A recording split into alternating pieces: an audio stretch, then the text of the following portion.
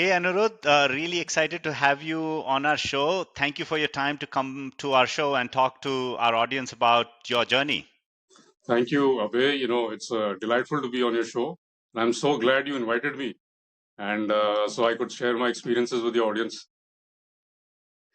Great. So Anirudh, why don't you introduce yourself and share with our audience of who's Anirudh Rathore? Yeah, sure, sure. So, I currently reside in Jaipur, and so I live with my family over here. I have two sons, and my parents and my wife, we all live together. And so I'm involved in a boutique hotel business in Rajasthan. So I have two properties in Jaipur and one in the countryside, which is a heritage hotel. And I've done most of my education in Rajasthan. So I went to Mayo College till 1990. And after that, I went to Delhi University to do my graduation. I did my graduation in history. After that, again, I came to Rajasthan. I did my MBA here from the university. And after that, I joined banking. So I was in banking for almost 10 years. And during banking, I had already started my business. So then by the time my business had reached a certain level, then I shifted totally full time into business.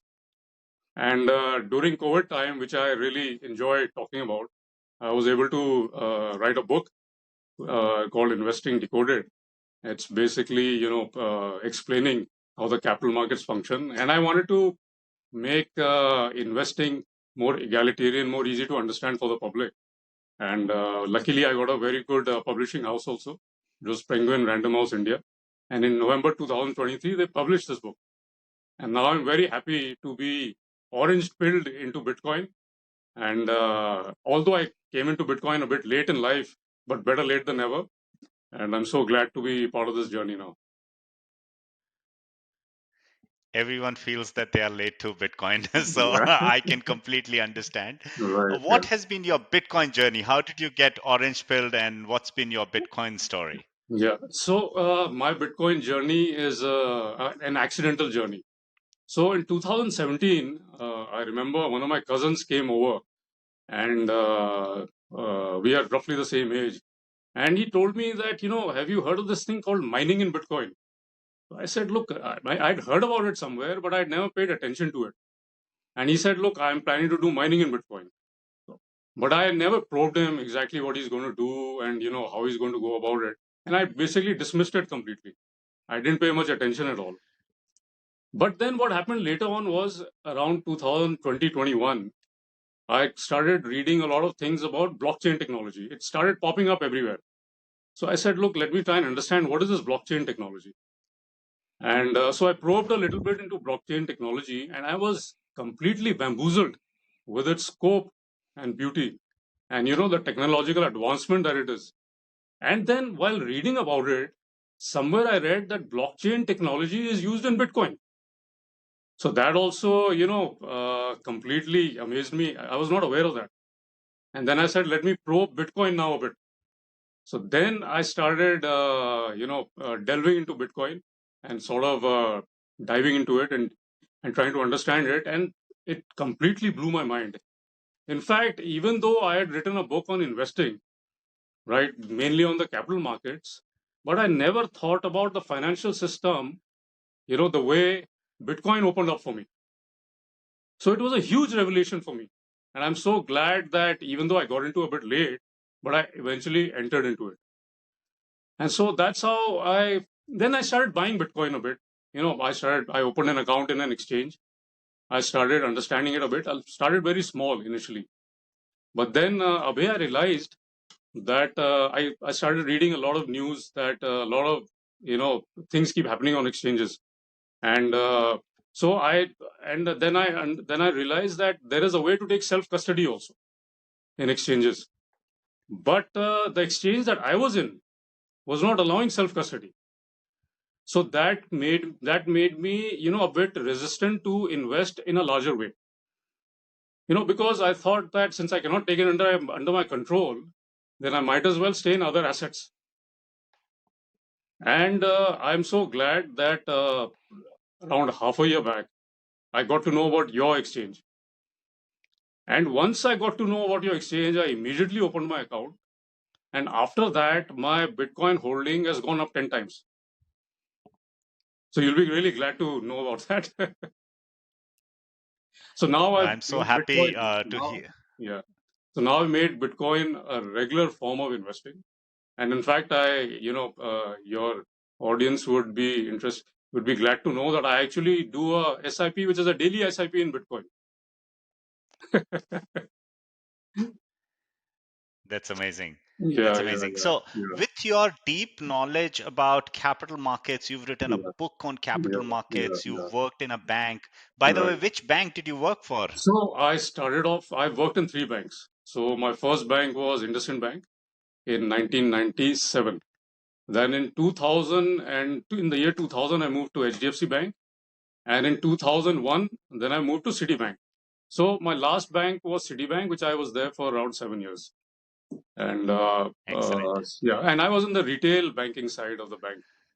And but that allowed me to get a nice introduction about capital markets also. It helped me a lot. And so I Excellent. built Our on to our that after that. paths Yeah. must have crossed at City also, because if you were there from 2001 to 2008, Okay. then I was there in 2005 to 2012 at Oh, City. fantastic. But you were based where exactly when you were in I Citibank? was in Mumbai and Okay. Pune and then Gurgaon. Oh, fantastic. Okay. But you never know. We may have been part of some kind of, investor conference or something during 2005 or six, if it had taken place. Which part of Yeah, banking were you in? Which I was division in of banking? transaction banking. Okay, okay, I okay, was in the okay. corporate transaction banking. Okay, Yeah, okay. So then we would not have, come across each other because we are in yeah, completely different departments. Yeah, yeah, okay. correct. So Uh, interesting. So, with your deep knowledge of capital markets, banking, you understand money and you understand um, investing so deeply. Many investors and many people still call Bitcoin as a fringe investment and sometimes think of it as very risky. What's your opinion about it? And how did you come with that opinion? What was your journey to come to that opinion? Yeah, that's actually a very good question. And you're right. In fact, I would say 95% of the public still considers Bitcoin more of a fringe investment. Also, a lot of them still consider it some kind of a scam, particularly, even not only in the common folk, but even in a lot of very educated people also. They still consider that. There is one reason why, two or three actually reasons why they are still considering it that way, or where they've not totally opened up onto Bitcoin. First of all, what they are comparing Bitcoin to, they are mistaking Bitcoin as to, they are unable to understand as to which asset class Bitcoin belongs to, number one. So they are confusing Bitcoin with the equity and debt asset class. The reason why they are confusing it with that is because traditionally, a majority of the people in the world are in debt and equity, right? In debt and equity, you have an income which flows, right? Debt, you have a coupon, and in equity, you have dividend, right? So they think that Bitcoin should be part of that same asset class, number one. However, what they are getting it entirely wrong is that Bitcoin is a store of value asset, right? But they are confusing it with an income asset. So in a store of value asset, you see, store of value assets, there are three, four of them. One, of course, is Bitcoin. Then there is real estate. Then there is gold. And then there is art, right? Store of value assets, the main thing about them is scarcity, right? They do not have an income, but they have a scarcity. That is the main part of it. And they are dependable, they are creditable stores of value. And another thing which the store of value asset has is they are portable. Bitcoin actually adds some more characteristics to the store of value. It is portable also, it is divisible also, and there is supply certainty to it. So, in fact, I'll just add one thing. Recently, around 4 or 5 months back, a Nobel laureate came on an interview on TV, His name is Eugene Fama, a great man, very well known for the efficient market hypothesis, right? He was asked what is Bitcoin, and he said Bitcoin has no intrinsic value. So he again made this mistake. He is conditioned to believe that Bitcoin has to have a stream of income, and he was comparing it to a discounted cash flow. However, Bitcoin is a completely separate asset. It is a property, it is a store of value. So again, the elite of the world are also getting confused with it. You understand that? So this Yeah. was my this, and there's another thing. So Bitcoin, since it is a store of value, like gold, like silver, like real estate, Bitcoin, they are supposed to be valued in terms of stock to flow, not on a discounted cash flow. This is another confusion that people are having. The main so gold, silver, Bitcoin, they can be valued from stock to flow ratio, right? This is also a very common way of valuing it. So again, so this is where the confusion is going on in the world, and people are not we are not able to catch this difference, this subtle difference between these asset classes. And of course, then there is another thing that people are not willing to put in the work to try and understand what is Bitcoin also. So they hear things about Bitcoin and they form judgments about Bitcoin, and there is a bias known as familiarity bias. I've written it in my book also. There are kind of many biases which we have, deeply embedded from a young age. One is a confirmation bias, one is a familiar bias. That we have a lot of preconceived notions about everything, and we are not ready to open our minds to other things, and so we become trapped in those ideas. So people need, and everybody has that, in different forms. It's not that there are people who don't have these biases at all. We all have them in some form or the other. So people are unable to come out of these biases and recognize them also. So since they are already familiar with bonds, FDs, equity markets, and real estate, they cannot imagine that there can be another asset class called cryptocurrency, which they can, invest their money in. So this is my take on where the confusion lies. And I don't know if you agree with this, but this is what my understanding through my experiences. No, that's a great narrative that we all have biases. I know I had my biases when I was at Citi in 2013 when Bitcoin first came to my table. I ignored it and I rejected it Yeah. at my peril. Right, right, And it took a lot of time for me to understand Bitcoin just because of my biases and my kind of natural reaction to ignore it and say, hey, this right, seems like too uh, different and it does not fit into my worldview. So right, how right. did you go about from being banker and investing to be able to understand Bitcoin? What did you do to understand this asset class better? So my understanding, which has evolved, and it is still evolving, and I am still learning Bitcoin, and I started learning about it over the last couple of years.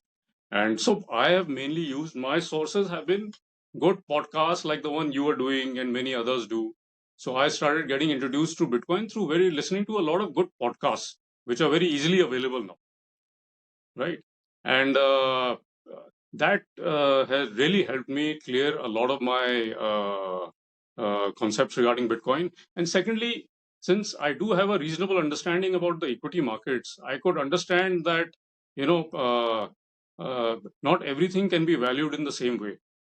Different kind of valuations have in different things.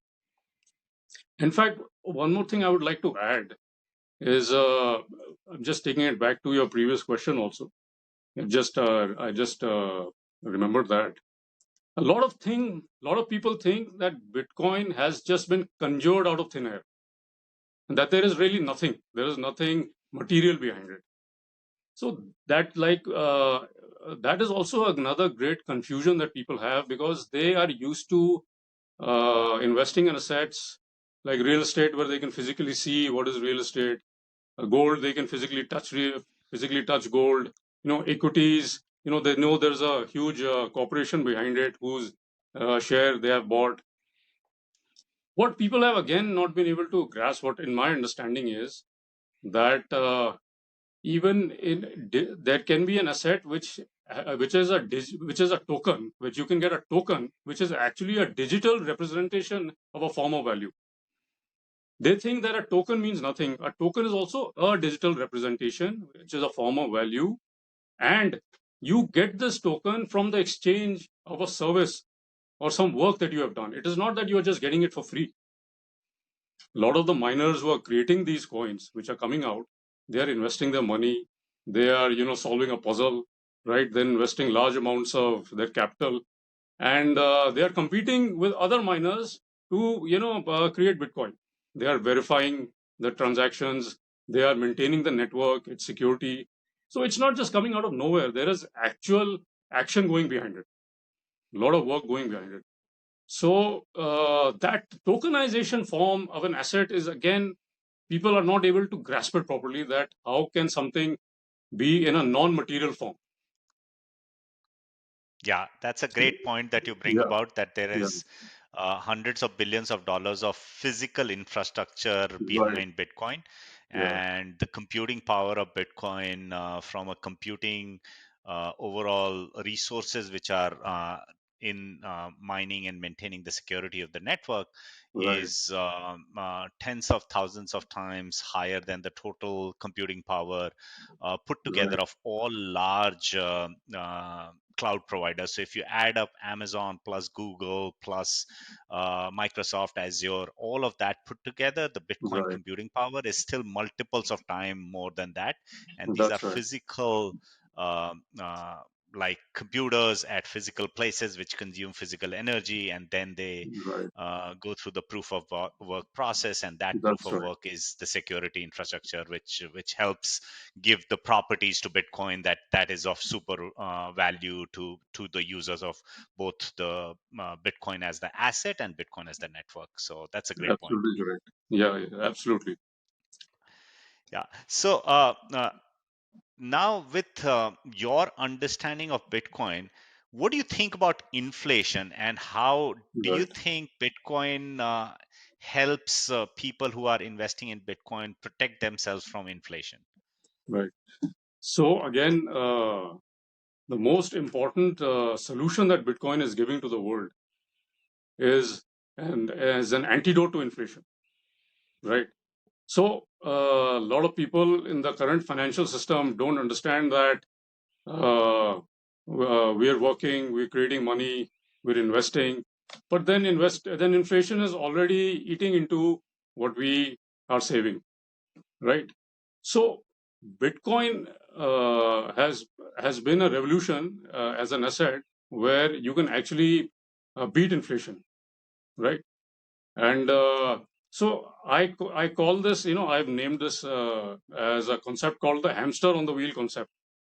What I Okay. mean by it is that, generally all of us, we are working hard, and we have our careers, we have our businesses, right? And every year, we are waiting for an increment. Those who are salaried, those who are doing businesses, they're waiting for their businesses to expand. So we're working harder and harder. We're saving money.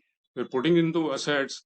But we at the same time realize that there are a lot of things in the world which are getting further and further away from us. For example, let's say somebody has a salary of 10 lakh rupees in a year. He's worked very hard, and he's got an increment of 10% over this year, and which is more than the inflation which has been mentioned publicly. Let's say if the inflation is 5-6%, what the government is saying, and he's got a 10% increment on a salary, he would think he's done a good job. But when he goes to the market to buy the flat or the real estate that he wants to purchase, previously, when he last year it was for 50 lakh rupees, but now when he goes to buy it, it is already 70 lakh rupees. So although he's got a great increment of 10%, but that asset has gone up 70-80% already within a Yeah. year or two. So suddenly he realizes he's doing all this hard work, but he's unable to catch up to the things which he really needs. And then he is stuck in his dumbstruck. So he has to go and take a larger loan to be able to capture that asset for himself. So this is how, inflation cheats a person's productivity and work. And, so people keep working harder and harder and they realize they're still at the same place. So now Bitcoin has come as a great, option for people to invest in and ride this journey. And to beat inflation, it is probably one of the looking forward over the next 10, 20, 30, 40 years. It could be the best asset class to be invested in now. And in fact, I would say, I just made a offhand calculation, particularly for the Indian public. So if you can invest as in terms of today's Bitcoin value, if you Hmm. can invest, even if you can get half a Bitcoin right now, right, Hmm. which is zero point 0.5 of Bitcoin, you Hmm. can create a pension for yourself for the rest of your life. And if Okay. you are able to buy one Bitcoin right now, even in today's value, you can create a salary for yourself for the rest of your life. Okay. Walk us through some of this in terms of how are you thinking about half a Bitcoin and one Yeah. Bitcoin and So how can it create pension and I've made this assumption, right? Which I'm not saying I'm 100% correct. I could be slightly wrong in it also. So even if you buy half a Bitcoin right now, and you think and you believe, which is possible also for the next 25 years, Bitcoin at the minimum can grow at least 20% a year. At the minimum, I'm saying, right? So you are creating a decent amount of money, which can give you a basic pension for the rest of your life, got it. right? Got it. And at one Bitcoin right now, again, if you take 20% for the next 20-25 years, right? You can create, let's say in India, an average salary is around 25 lakh rupees in a year, 20-25 lakh rupees in a year. And which, if you invest in a Bitcoin right now, one full Bitcoin as of today, it starts at 20-25 lakhs a year, but it will go up to 40-50 lakhs a year as Bitcoin keeps compounding 20% over the years and decades. Right? That's a great observation. Why Yeah, do you yeah, think, Anirudh, what are the properties that you think are driving and make you believe that Bitcoin will continue to grow at 20% or more? You say at the minimum 20%. What are some of your thoughts on yeah, why do you yeah, think it'll continue to grow at 20%? yeah, yeah.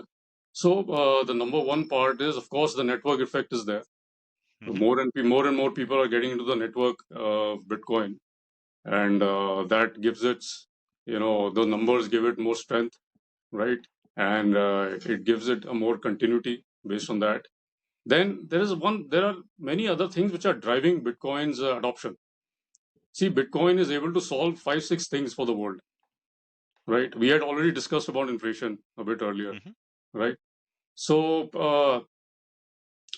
there is this for the larger public in the world, there is this problem in the current fiat system of censorship, Hmm. right? Where the government, the banks, the other financial corporations can, control your money that Hmm. you have parked with them. They can restrict the flow of money from those accounts. They can block the money in those accounts, right? People are coming to realize these issues, right? Hmm. And they are seeing Bitcoin as a solution to that, where you Hmm. can keep your own money in your own, private custody, right? So censorship is an issue. There are a lot of people who are still not banked in the world, right? When they go to a bank, they cannot get a loan, right? They cannot open accounts. Then, even if they get a loan, it is of exorbitantly high interest rates, right? So Bitcoin allows you access to money also. So you can park your money into a network which is worldwide, and in a way utilize that network for yourself. Then there is also, I think, a very major thing that the trust factors in the governments, in the corporations, in the institutions is not that high right now. Yep. Yeah, the trust factor. And if you notice, we are giving all our life savings. We are been conditioned to trust them completely and park our funds with them for decades onwards. And most of the governments, a lot of the governments, a lot of the corporations end up breaking those trusts also. Yeah. Yeah. So people are seeing this as seeing Bitcoin also as another avenue to park them funds, where this is the most pure and trusted network in the world, a network which has never been created with such good quality characteristics. It is actually the purest form of money right now, which is the Bitcoin Excellent. and its network. So people are coming to Excellent. realize that. So this form of adoption is going to increase and its pace will pick up as time progresses. And so I think Bitcoin has a fantastic future going forward. Also now, a very important thing, a lot of countries have started regulating, creating, legal channels where you can buy Bitcoin also. And it is seen as a regulated, proper asset. Many countries have passed those bills in the parliament also. India still has to go some way regarding these areas, but a lot of countries, a lot of the Western nations like USA has already done that. And once Yeah. some of these big countries do it, you find that adoption coming into the other countries also. No Yeah. country today wants to be left behind. And Completely. so it sort of becomes, a flow from one country to the other, and and more people will ultimately, get into this network. So these are some Yeah. things which I see which are supporting the adoption of Bitcoin. Also, another thing I'd like to add, uh, I what I have understood about this technology, this blockchain technology, what basic understanding that I have is that it is one of the most finest and superior technologies in the world right now. Nobody's been able to hack it. Nobody's been able to play around with it. Nobody's been Yeah. able to create problems in it. So people are gaining a lot of comfort that there are such pure technologies available in the world which are completely trusted and where they Yeah. can park their funds into.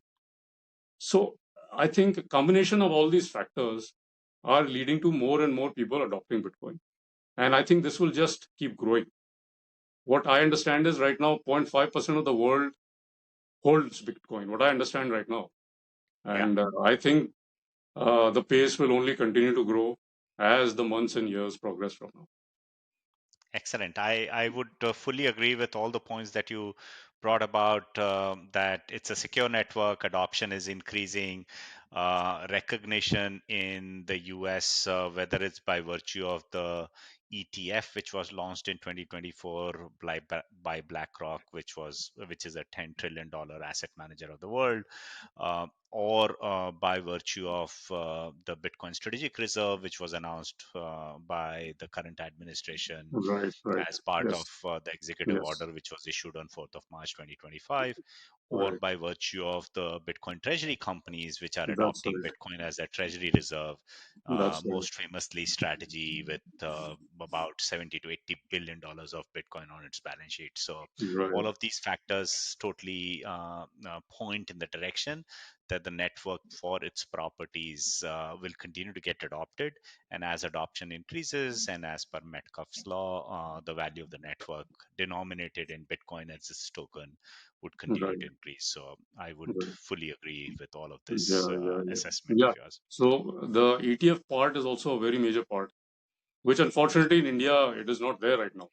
But hopefully in Yeah, the future it will come. That will really improve the adoption of Bitcoin.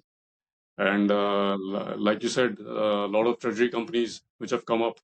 Again, treasury companies is more of a North America, capital allocation right now. It has yeah, not been openly permitted in India right now. yeah, Right. There are yeah. still roadblocks to it right now. A lot of companies are Correct. trying to do it, trying to get permissions from SEBI. Let's hope they will do it in the coming future. But yes, that makes a huge difference.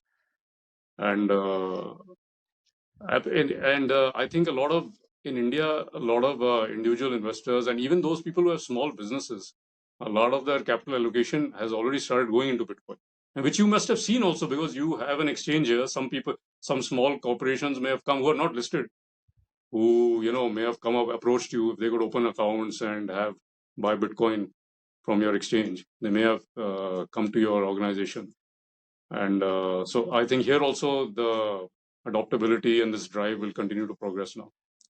Yeah, there is definitely an increase in adoption. As you rightly mentioned, we've seen an increase in family offices and Right, more founder-driven corporations saying, "Hey, I want to open an account," and they are holding on behalf of their families. They are holding on behalf of their companies that they are seeing, but it's still early. right, right, And we still have to do a lot of education right, right. amongst Yes, uh, capital yes, allocators and people who yeah, have capital to yeah, try and address some of these confusions, especially right, whether right. Bitcoin is real and whether it is Yeah, yeah, it has yeah. intrinsic value and stuff. Value, So, right, Anirudh, if you have yeah, some friends who are running other small businesses and they yeah, are investing into various forms, right, and largely if they are investing a large part of their surplus cash into real estate, what would right, your advice be if they are buying the next or second or third, maybe a flat, or they are allocating it to right, land? right, uh, right, what would your advice be if they are zero allocated to right, Bitcoin? What will right. your advice be and why? Yeah, yeah. So, two things I would tell them is once, okay, fine, they can invest in flats and real estate. That is also a decent asset class. There's no issue that. But what I would tell them is that if you already are overly invested in real estate and other forms of real estate, then I would tell them that there is another asset class which is more liquid than real estate, right? Which has the potential of giving an outside asymmetric return far, far superior than real estate right now, which you can look into. And secondly, you can invest all your money through normal banking channels. Real estate has a lot of the unofficial channels also Yep. where investment is flowing. But here you have a properly fine-tuned system where you can invest your funds and potentially get even a better return than real estate. And also, I would add to that is I would try and tell them that real estate is a very good store of value. Also, Bitcoin is also a very good store of value. So you should consider this as another option to your real estate investing. Excellent. And Yeah. if they are still early, what would be if you have to recommend one or two podcasts or books that might help them? Is there any names that comes up to your mind? So I learned my entire initial Bitcoin, which I'm still learning also, through Michael Saylor's podcast. Yeah, Okay. so that's how, and I keep listening to these podcasts. And of course, there are a lot of good books now. Seferdin Amus has written a Yeah. fantastic book called The Bitcoin Standard. Although I've Yeah. bought it, but I've not read it yet. I have to read it. Then Larry Lepard has written a book called The Big Print, Yeah. which is not available in India right now. I had asked one of my cousins who was in England to get it for me, and 15 days back he got it for me. So I'm going to read that book also now. So I Excellent. think if they read these two books, they can get a very good understanding of Bitcoin. And so, like a lot of your audience, I'm also in the same journey of understanding Bitcoin better. It's not that I've already understood it. I have a long way to go myself, but another thing that I'd like to add regarding understanding a new asset class, there is also this uh, feeling that people feel that they have to understand everything of that asset class, then only they will invest. But that is Yeah. not possible. That will take years and decades for anybody to understand any asset class. I've been investing in equity markets for 20 years.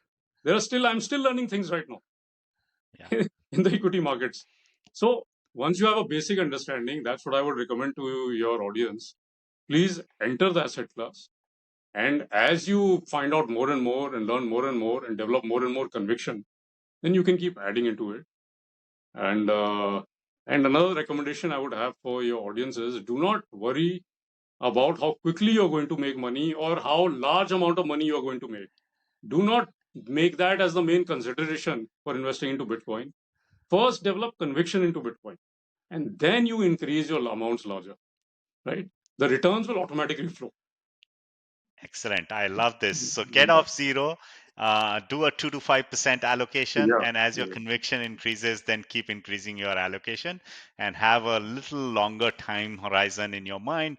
3 years plus is what we yeah. recommend most of the times, but That's right. that's Yes. what I think is what is the essence of what you're saying.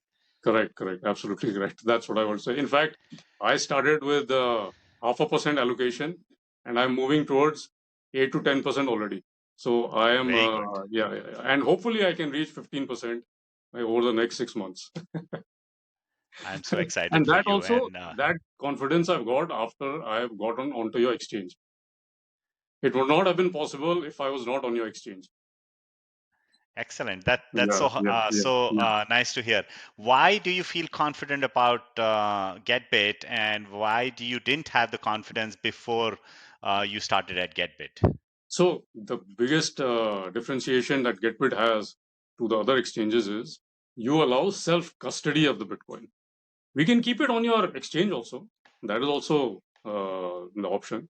But you are permitting self custody, right? So once you have self custody, then you actually are the owners of that coin, right? When you are in the exchange, it could be any exchange in the world, you are not the final owner of your coin. It is the exchange which is holding it on your behalf. Yeah. Yeah, So it is in their control. It is in their, decision. All the decisions are made by them then. Also, what I realized in other exchanges which I was in earlier, uh, there was a limit to what you can withdraw at a particular time also.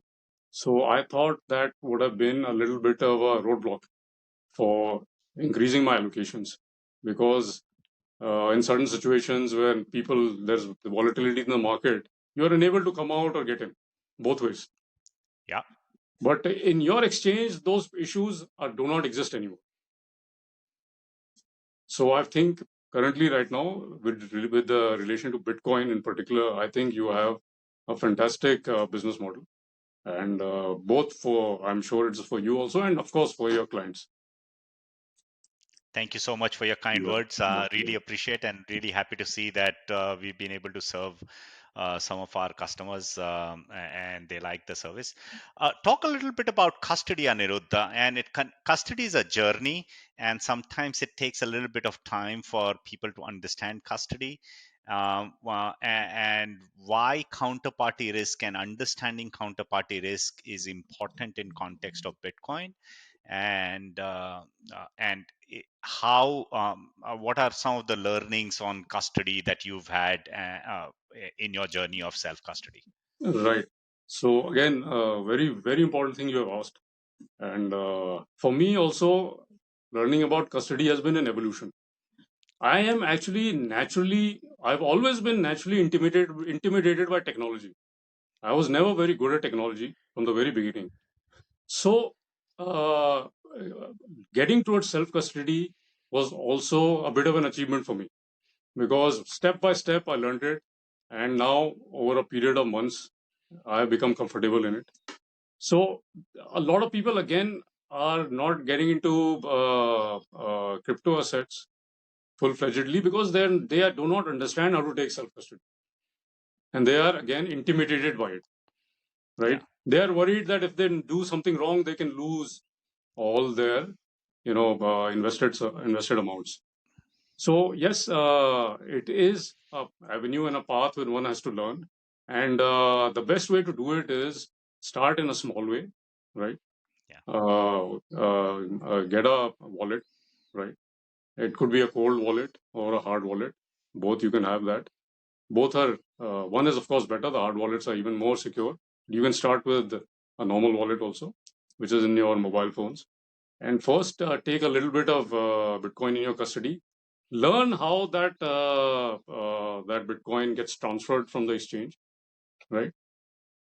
And what is very important to understand is once you have your own self custody, and like you mentioned, counterparty risk is an actual risk which exists in the world.